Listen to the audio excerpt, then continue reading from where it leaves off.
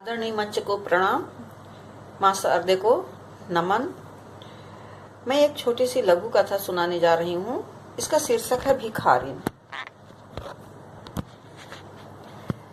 Ma'am साहब, कुछ पैसे दे दो। आज सुबह से कुछ भी नहीं मिला। चौराहे पर लाल बत्ती में जैसे ही एक कार रुकी कि एक भिखारिन आकर मांगने लगी। विभा डांटते हुए बोली, क्या तुम लोग भीख मांगने का धंधा बना लिए हो?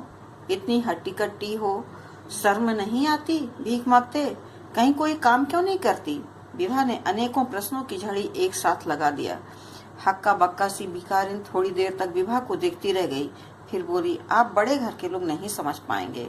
मेम साहब, कोई शौकिया थोड़ी ना भीख मांगता है। हाँ, तुम ठीक कह रही हो। हम बड़े घर के लोग हट्टे कट्टे लोगों को भीख मांगते हुए देखकर नहीं समझ पाते कि यह लोग अकर्मण्य होकर धरती का बोझ क्यों बने हुए हैं।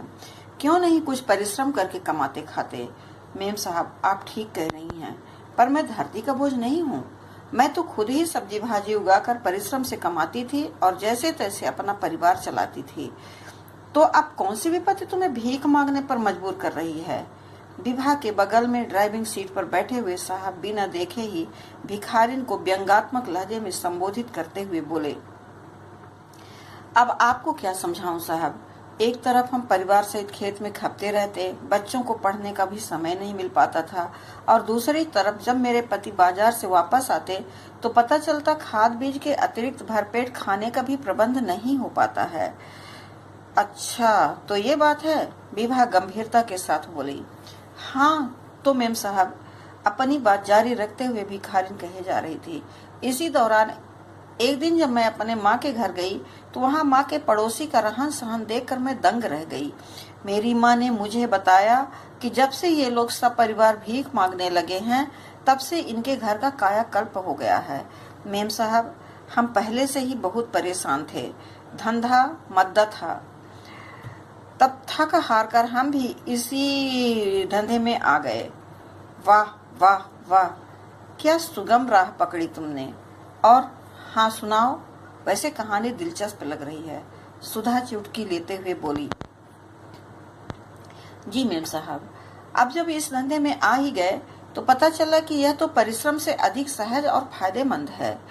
हम इतने दिनों तक जो परिश्रम से नहीं कमा पाए थे वह सब कुछ हमारे पास है। अब हमारे पास कोई कमी नहीं है। गाड़ी, मकान और घरेलू सामान सब कुछ हमने इतने कम समय में ही बना लिए। आखिर भारत के लोग संवेदी जो हैं।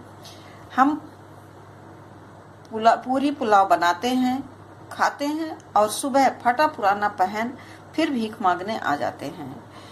भिखारिन की बातें सुनते हुए विभा आश्चर्यचकित विस्फारित नैनों से उसका मुंह ताके जा रही थी। मेम साहब, हमारी वेशभूषा देख लोगों को दया आ जाती है और अपनी चल निकलती है। भिखारिन के चेहरे पर खुशी की चमक आ गई।